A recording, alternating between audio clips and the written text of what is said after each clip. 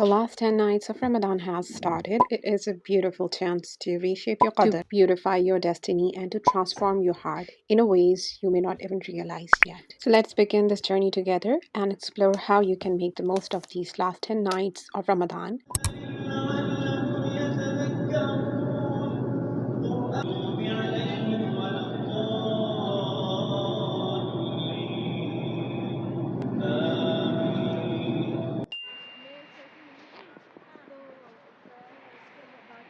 Ramadan is the month of mercy, yet within this month lie 10 nights. Unlike any others, these nights are the ones that hold the power to rewrite your future, elevate your soul, and draw you closer to the one who never turns away. These are the last 10 nights of Ramadan, the most sacred, the most powerful, the most life-changing nights of the entire year. These nights matter because our beloved Prophet Muhammad ﷺ did not treat these nights like ordinary nights. When the last 10 days arrived, he tightened his belt, awakened his family, and devoted himself completely to worship. So, just in case if you have struggled this Ramadan, if you feel like you haven't done enough, these nights are your chance to finish strong.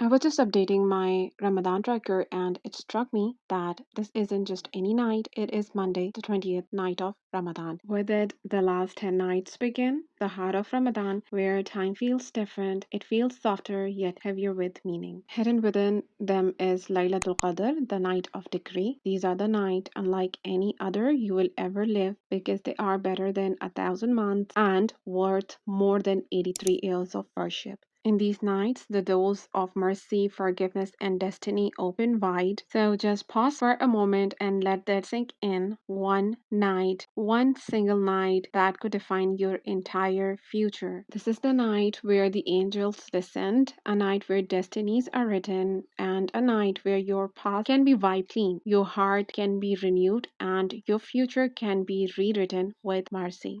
So how do you spend these 10 nights? What do you actually do to make them count? The truth is, it is not about doing everything. These nights only ask for one thing from you, which is sincerity. And with that sincerity, there are a few simple acts, but powerful ones. These acts can fill these nights with light. So the first thing that I do is start disconnecting. What I mean by disconnecting is putting your phones down and silence the noise so that you have your undivided attention to the most important nights of the year, the endless scrolling, the constant notification, the conversations that don't feed my soul. All of it goes quiet because these nights, they deserve more than my half attention. They deserve a heart that is present, a mind that is clear, a soul that is awake, because these nights are too precious to waste, too powerful to let slip through your fingers. So that is the reason that I quiet the world, I disconnect and give these nights the attention they deserve.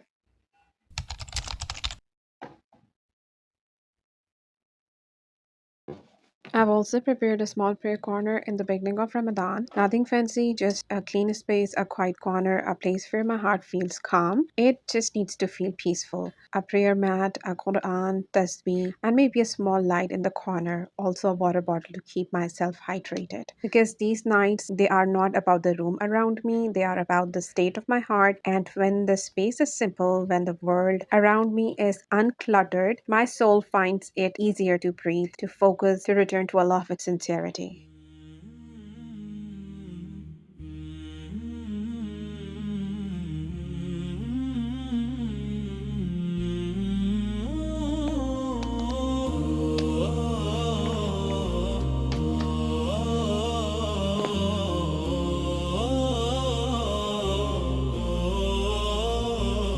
Never dies, mountains bow, rivers sing, the echo of faith in everything. There is no God but Allah. And then I make a lot of du'as because these nights are made for whispering to Allah, for pouring out everything you have been holding inside. Your fears, your hopes, your dreams, your regret, all of it belongs in your du'a. And I write everything down because these nights are too precious to let my du'as stay unspoken. They are too powerful to rely on my memory alone, so I pour it all onto paper, every silent wish I have carried in my heart. And if you have seen my Ramadan preparation video, you already know I had my dua list ready before the month even began. But something happens in these last 10 nights. Your heart becomes softer, your needs become clearer, and your connection to Allah becomes deeper. So I added more duas, more honesty, and more of the things I did not even realize I needed until now. Forgiveness is closer in these nights than at any other time of the year, so release the weight you have been carrying and say Astaghfirullah with a heart that truly wants to be cleansed.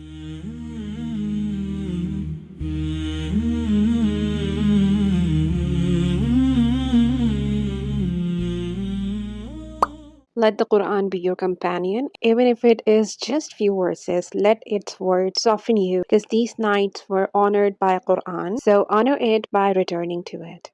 Give something, anything, a little every day, because charity given in these nights is multiplied beyond what you can imagine. And sometimes the smallest act of giving becomes the biggest act of mercy. And then do long sujud. There is something indescribably beautiful about sinking into sujud. Prolonging sujud becomes more than an act of worship. It becomes a refuge, a sanctuary, a place where the heart softens, the tears flow freely, and the burdens you have been carrying finally find a place to rest. And in that prostration, you speak to Allah in the most honest way you know how, because you know He is listening and understands every word you say and every word you cannot bring yourself to say. Sujud is where the heart heals and destinies changes. These nights are a gift, a chance to rewrite your story, a chance to heal, a chance to be seen by the one who sees everything. And inshallah, one of these nights will be the night that changes your destiny, the night where Allah writes something beautiful for you, inshallah. So give these nights your effort, your presence, your sincerity, and trust that Allah will give you far more in return, inshallah.